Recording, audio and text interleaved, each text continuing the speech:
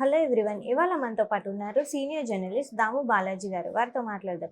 Sir నమస్తే sir. నమస్తే. Sir Kodali Nani గారి పైన కేసు ఒకటి ఫైల్ అయింది విశాఖపట్నం పిఎస్లో అని చెప్పేసి ఒక న్యూస్ వస్తుంది. సో ఏంటి అతని పైన ఎలాంటి కేసు ఫైల్ అయింది సార్? ఇక కొడాలి నానిని ఈరోజు అరెస్ట్ చేస్తారు అన్న ఒక వార్త వైరల్ అవుతుంది మార్నింగ్ నుంచి. దానికి కారణం ఏంటంటే విశాఖపట్నంలో 3 టౌన్ పోలీస్ స్టేషన్లో ఒక ఫిర్యాదు నమోదైంది. AU college, Andhra university law కాలేజీకి సంబంధించిన ఒక అమ్మాయి స్టూడెంట్ అంజనా ప్రియ అమ్మాయి పేరు. ఆమె కంప్లైంట్ ఇచ్చింది. కంప్లైంట్లో ఏముందంటే గత ప్రభుత్వం అధికారంలో ఉన్నప్పుడు 3-4 ఏళ్లుగా కొడాలి నాని చేసిన కామెంట్స్, తెలుగుదేశం నాయకుల మీద కానీ, పవన్ కళ్యాణ్ మీద కానీ, స్త్రీల మీద కానీ చేసిన కామెంట్స్ నేను వినలేకపోయాను, అంత ఘోరంగా ఉన్నాయి, అతని మీద చర్య తీసుకోండి అనేది కామెంట్స్ సారాంశం. సో దీన్ని బేస్ చేసుకొని సిఐ రమణయ్య, ఆ స్టేషన్లో సిఐ రమణయ్య కొడాలి నాని మీద కేసు నమోదు చేశారు. ఇప్పుడు కొడాలి నాని ఈరోజు అరెస్ట్ చేస్తారు అని అంటున్నారు. అంటే మనకి గత కొంతకాలంగా దాదాపు 500-600 మంది మీద social media, YCP social media మీద, నాయకుల మీద కావచ్చు, సోషల్ మీడియాలో పెట్టుతున్న వాళ్ళ మీద కేసులు పెట్టడం మనకు కనబడుతుంది. అరెస్టులు కూడా కరెక్ట్గా సంఖ్య తెలియదు కానీ వైసీపీ వాళ్ళు అయితే 107 మందిని అరెస్ట్ చేశారని నిన్న భూమన కరుణాకర్ కూడా చెప్పాడు. ఇప్పటి వరకు 107 మందిని అరెస్ట్ చేశారని. అందులో మరి ఎంతమందిని కోర్టుకు పెట్టారు, ఎంతమంది జైలుకి వెళ్ళారు, ఏంటి లెక్కలు కరెక్ట్గా వైసీపీ వాళ్ళు చెప్పట్లేదు. వైసీపీ క్యాంపెయిన్ కరెక్ట్గా కనిపించట్లేదు దీని పట్ల. పోనీ తెలుగుదేశం వాళ్ళన్నా ఇప్పటివరకు ఎన్ని అరెస్టులు చేశారు ఏంటి అనేది వీళ్ళు కూడా చెప్పట్లేదు. అంటే క్లారిటీ, వైసీపీకి కూడా క్లారిటీ లేదా అనేది తెలియదు. మరి వాళ్ళ మీడియాలో సాక్షులు కూడా క్లియర్ డేటా రావట్లేదు.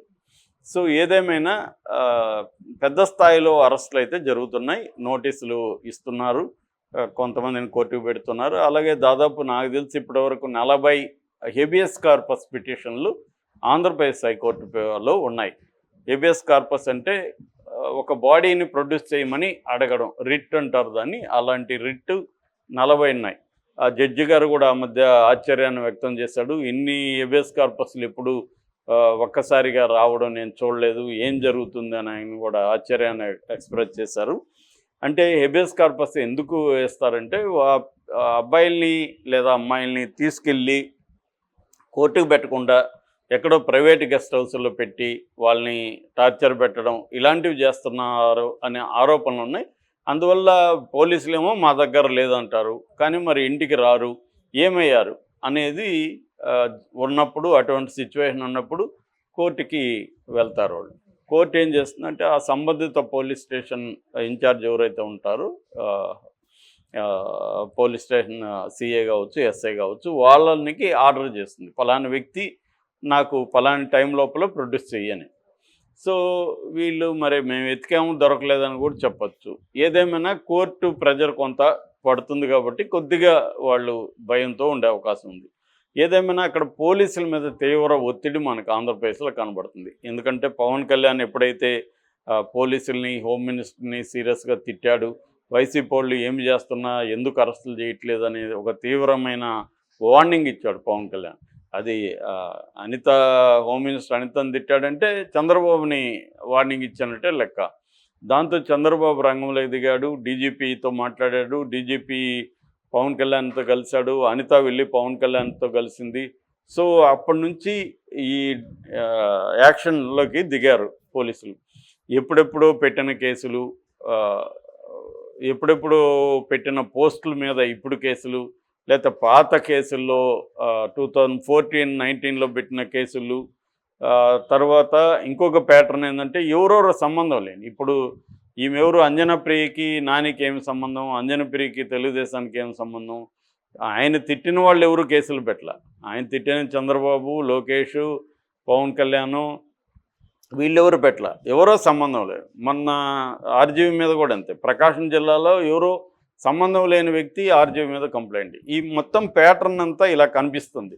ఎవరో సంబంధం లేకుండా ఎక్కడో ఒక పోలీస్ స్టేషన్లో కంప్లైంట్ ఇస్తారు, వాళ్ళు దాని మీద ఎఫ్ఐఆర్ రిజిస్ట్రేషన్ చేసేసి నోటీసులు ఇస్తారు. ఇది ఈ ప్యాటర్న్ ఒకటి కనబడుతుంది మనకి ఓవరాల్గా. సో బాధితులు ఇవ్వకుండా ఎవరో ఇవ్వడం. ఇప్పుడు ఈమె నేను చూడలేకపోయినానండి. ఇప్పుడు ఆమెకి అడిగే ప్రశ్న ఏంటి? తెలుగుదేశం వాళ్ళు వైసీపీ వాళ్ళని తిడతా ఉంటే చూసావా నువ్వు? అని అడుగుతారు కదా! ఎందుకంటే 2 పార్టీలోళ్ళు తిట్టుకున్నారు. వైసీపీ వాళ్ళు తిట్టారు తెలుగుదేశం వాళ్ళని, తెలుగుదేశం వాళ్ళు వైసీపీ వాళ్ళని తిట్టారు. వైసీపీ వాళ్ళు తెలుగుదేశానికి సంబంధించిన మహిళలు, ఇటు భువనేశ్వర్ కావచ్చు, ఇటు నారా బ్రాహ్మణి కావచ్చు, పవన్ కళ్యాణ్కి సంబంధించిన మహిళలు, ఆయన 3 పెళ్ళిళ్ళు చేసుకున్నారని ఇవన్నీ వాళ్ళు కూడా నీచంగా మాట్లాడారు. అట్లాగే వ్యక్తులను కూడా లోకేష్ని పప్పు అనడం, ఇంకొక రకరకాల పేరుతో బుల్లిబాబు అనడం, ఇంకొక బాబు అనడం, ఇలాగా వాళ్ళు కూడా చేశారు. అట్లాగే తెలుగుదేశం అప్సెల్ దగ్గర నుంచి తెలుగుదేశానికి సంబంధించిన అనేక మంది కూడా వైసీపీ స్త్రీలను, అంటే ఫస్ట్లో విజయమ్మకి అఫైర్లు కట్టారు, తర్వాత షర్మిలకు కట్టారు, తర్వాత భారతిరెడ్డికి, ఇలాగా వీళ్ళు కూడా చేశారు గతంలో. అట్లాగే జగన్ని సైకో జగన్ అని, జగన్కి వికృతమైన ఫోటోలన్నీ పెట్టి మార్ఫింగ్లు చేసి ఇవి చేశారు. సో ఇలాగా ఇరువైపులా మనకు కనబడతాయి. మన కామన్ పీపుల్గా మనం ఆలోచిస్తే ఇద్దరు కూడా ఈ దీంట్లో ఎవరు ఎక్కువ, వాళ్ళు ఎక్కువ అంటారు, వీళ్ళు ఎక్కువ అంటారు, మనం తోచలేము, కానీ కనబడతాయి. సో కనబడినప్పుడు ప్రభుత్వం నిష్పక్షపాతంగా ఉంటే ఇద్దరి మీద కేసులు పెట్టాలి, కానీ ఒకరి మీదే పెడుతుంది.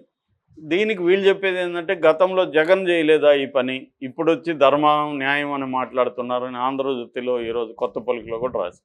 కరెక్ట్, జగన్ చేసింది తప్పు 100%. జగన్ చేసింది ఘోరము. జగన్ కేసులు పెట్టి అరెస్టులు చేయడం అనేది జగన్ చేసింది తప్పు. ఇవాళ జగన్కి మాట్లాడే హక్కు ఉందా? ఖచ్చితంగా మాట్లాడే హక్కు లేదు జగన్కి. ఎందుకంటే తను చేసినప్పుడు తన మీద వేరేవాడు చేయడా?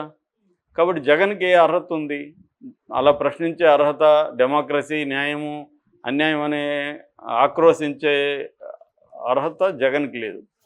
ఒకవేళ జగన్ మాట్లాడాల్సి వస్తే ఎలా మాట్లాడాలి? మేము కూడా ఇలాగ తప్పు చేసాము, గతంలో మేము కూడా ఇలాగ కేసులు పెట్టాము, సో కరెక్ట్ కాదు, ఇప్పుడు మీరు అలాగే పెడుతున్నారు, నేను చేసింది తప్పే, ఇప్పుడు మీరు చేసేది కూడా తప్పే అని చెప్పితే ప్రజలు కొంత ఆలోచిస్తారు. కానీ నేను చేసింది అంతా కరెక్టు, నువ్వు చేసింది మాత్రమే తప్పు, ఇది ప్రజాస్వామ్యానికి విఘాతం అంటే ఎవడూ నమ్మడు. సో అది జగన్ వైపు ఉన్న, జగన్ కావచ్చు వాళ్ళ బ్యాచ్ అందరూ మాట్లాడుతుంటే అది కాదు.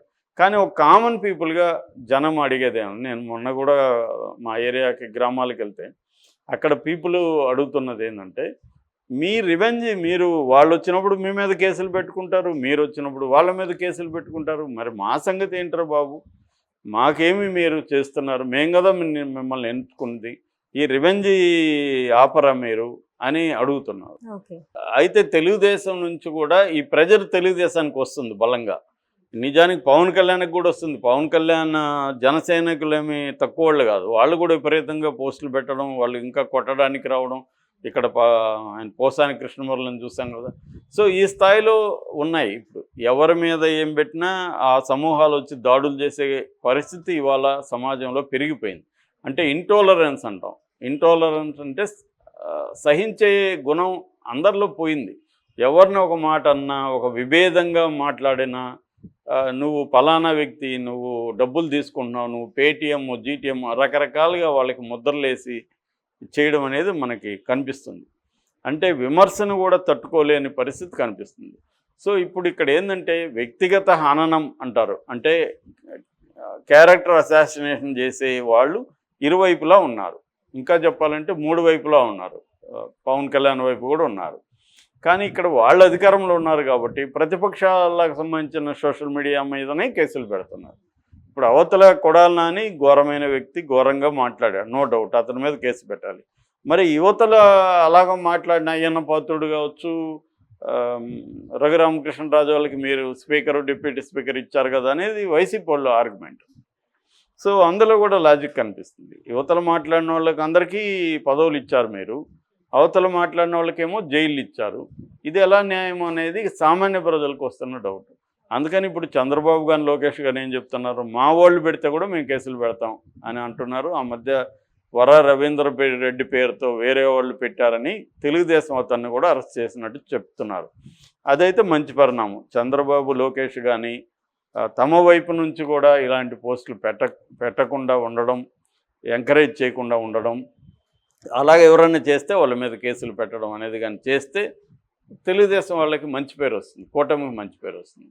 అది కాకుండా కేవలం జగన్కి సంబంధించిన వాళ్ళని మాత్రమే చేస్తే కూటమికి చెడ్డ పేరు వస్తుంది. జగన్కి ఎలాగ చెడ్డ పేరు వచ్చిందో కూటమికి కూడా అలాగే చెడ్డ పేరు వస్తుంది. ఎందుకంటే ప్రజలు ఏం ఆలోచిస్తారు, దీనివల్ల ప్రజలకి ఏమైనా ఉపయోగమా? 100, 200, 500 మంది వైసీపీ వాళ్ళని అరెస్ట్ చేస్తే ప్రజలకి ఏమైనా హెల్ప్ అవుతుందా? మీ రివెంజ్ అనేది ప్రజలకు తెలిసిపోతుంది. గతంలో అతను చేశాడు, నువ్వు ఇప్పుడు మీ ఇద్దరికి తేడా అయింది అనేది జనం మాట్లాడుకుంటున్నారు ఆల్రెడీ. సో ఈ యాంగిల్లో ఆలోచించాలి. ఈ కొడాలి నాని మీద పెట్టిన కేసు అయితే